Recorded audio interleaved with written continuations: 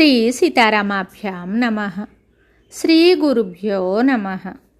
శ్రీమద్ వాల్మీకి రామాయణము అయోధ్యాకాండము 116వ సర్గము. ఋషులందరూ కులపతితో కూడి చిత్రకూటమును వీడి వెళ్ళుట.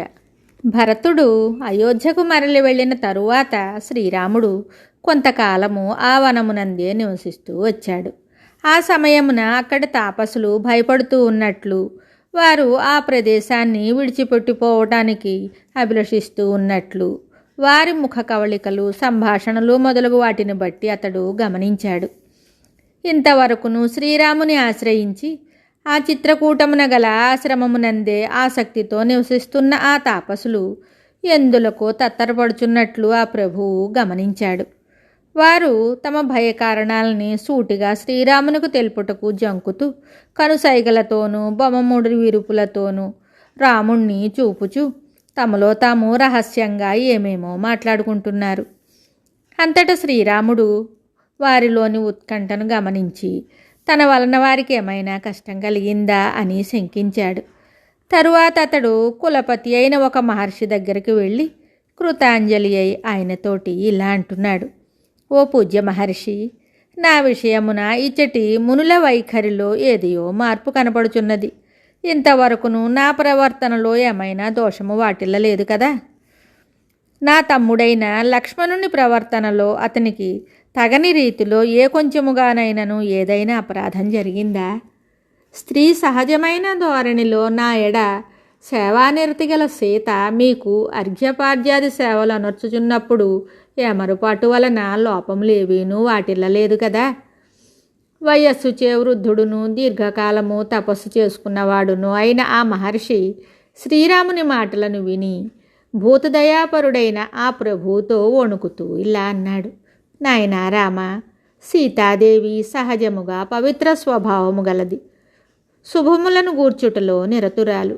అట్టి సాధ్వి విషయమున ధర్మలోపము అసంభవము.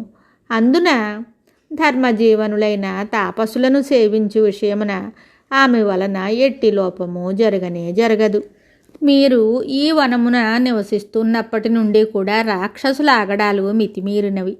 అందువలన తాపసులు భయకంపితులై కర్తవ్యములను గూర్చి రహస్యముగా వారిలో వారు గుసగుసలాడుకుంటూ ఉన్నారు. రావణుని తమ్ముడగు ఖరుడు అను పేరుగల ఒకానొక రాక్షసుడు దండకారణ్యమున నివసిస్తూ తపస్సు చేసుకుంటున్న మునులనందరినీ ఎన్నో రీతిలా బాధిస్తూ ఉన్నాడు. అతడు మిగుల పొగరుబోతు, తనను ఇక్కడ ఎదిరింపగలవారెవ్వరూ లేరని మదించి ఉన్నవాడు. క్రూరుడు, నరమాంసభక్షకుడు, అహంకారి, మహాపాపి. అతడిక్కడ నీ ఉనికిని కూడా సహించుటలేదు. ఓ రామ, ఈ ఆశ్రమమున మీరు నివసిస్తూ ఉన్నప్పటి నుండి రాక్షసులు తాపసులను మిక్కిలి బాధిస్తూ ఉన్నారు. ఆ రాక్షసులు వికృతములైన వివిధ రూపములలో కనబడుతూ తాపసులను భయకంపితులను చేస్తున్నారు. వారి యొక్క ఆ రూపములు రోత పుట్టిస్తూ ఉన్నవి. క్రూరములైనవి, భయంకరములైనవి, లోకమున అసహజములైనవి. ఆ రాక్షసులు మునుల ఎదుట నిలిచి అమంగళకరములైన అపవిత్రములైన పదార్థములను వారిపై చల్లుతున్నారు. మరికొందరిని హతమారుస్తున్నారు. నీచబుద్ధి గల ఆ రాక్షసులు ఆయా ఆశ్రమ ప్రదేశములయందు చాటుమాటుగా దాగి ఉండి అదును చూసి తాపసులను చంపుతూ వికృతానందాన్ని పొందుతున్నారు.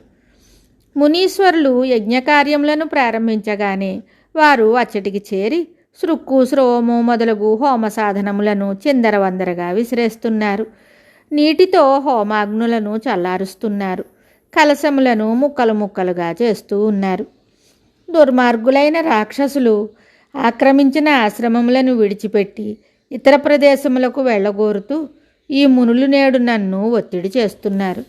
ఈ దుష్ట రాక్షసులు తపోజీవనులమైన మమ్ము ఇంకనూ చిత్రహింసల పాలు చేయకముందే మేము ఈ ఆశ్రమములను విడిచి వెళతాం.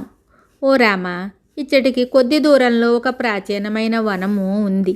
ఆ చిత్రమైన ప్రదేశమున కందమూల ఫలములు పుష్కలంగా లభిస్తాయి. కనుక నేను తోటి తాపసులతో కూడి అచ్చటి ఆశ్రమమును ఆశ్రయిస్తాను. నాయనా శ్రీరామ, రాక్షసుడైన ఖరుడు మీ విషయమున కూడా అనుచితంగా ప్రవర్తించవచ్చును. అట్టి దుస్థితి ఎదురుకాకముందే నీకును నచ్చినచో మాతో కూడి మీరును అచ్చటికి వచ్చేయండి. ఓ రఘువర, నీవు ఎల్లప్పుడూ సావధానుడవై ఉంటావు. అంతేకాదు రాక్షసులను హతమార్చుటలో నీవు సర్వసమర్థుడవు. అయినను ఈ ప్రదేశమున భార్యతో కూడి నివసిస్తూ ఉన్న నీకు ఆపదలు రావని చెప్పజాలను. అట్టి స్థితిలో ఇచ్చట నివసించుట కష్టమే సుమా. రణమునందు శత్రువులను నిర్మూలించుటలో ఉత్సాహం కలవాడును రాజకుమారుడును అయిన శ్రీరాముడు ఆ విధంగా పలుకుతూ ఉన్న తపస్వికి ఇచ్చట నేను మీకు అండగా ఉండగా మీకు భయమెందులకు, మిమ్మందరినీ నేను అన్ని విధములుగా రక్షింపగలను అని అభయం ఇచ్చాడు. అయినను అతడు వారిని ఆపలేకపోయాడు. అంతటా మహర్షి కులపతి శ్రీరాముని అభినందించి సమాధానపరిచి ఆయన అనుమతి తీసుకొని తన తోడి తాపసులతో కూడి అతడి తన ఆశ్రమాన్ని విడిచిపెట్టి వెళ్ళాడు. శ్రీరాముడు వారిని అనుసరించి కొంత దూరం వెళ్ళాడు. వారు ఉపదేశించిన విషయములను పూర్తిగా గ్రహించాడు. తరువాత కులపతికి నమస్కరించి ఆ ఋషులందరినీ వీడ్కొల్పి వారి అనుమతితో పవిత్రమైన తన పర్ణశాలకు చేరాడు. ఋషుల సాంప్రదాయ జీవనములకు తగిన గుణగణములు గల ఆ తాపసులు నిరంతరము శ్రీరాముని అనుసరించియే ఉండేవారు.